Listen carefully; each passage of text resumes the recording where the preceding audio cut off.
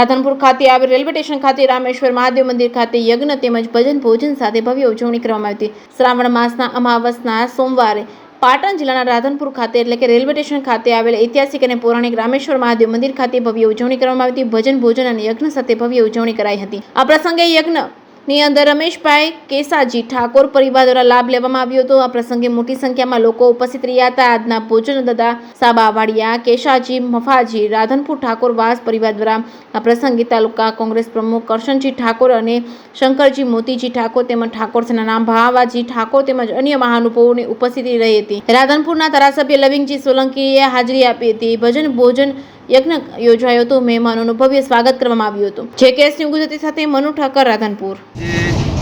શ્રાવણ માસનો અંતિમ સોમવાર અમાવાસા અને રેલવે સ્ટેશન રામેશ્વર મહાદેવજીના મંદિરે આજે હવન હતું અને ભોજન પ્રસાદ બધું જે છેલ્લા સોમવારે જે જમણવારનું આયોજન રાખેલ છે એના દાતા અને રમેશજી કેસાજી ઠાકોર સાબાવાડિયા પરિવાર રાધનપુર નાનો ઠાકોરવાસ મહાદેવની જે આજે શ્રાવણ મહિનાનો છેલ્લો દિવસ એટલે કે અમાસ અને સોમવાર આજે જે ભજન કીર્તન હવન જે થયું પરમારાથી જે કાર્ય થયું ભગવાન ભોળાનાથના સાનિધ્યમાં એ ભોલાભાઈ રમેશજી કેસાજી ઠાકોર નાના વાહમાં રાધનપુર તરફથી આજ ભોજન સમારંભ હતો।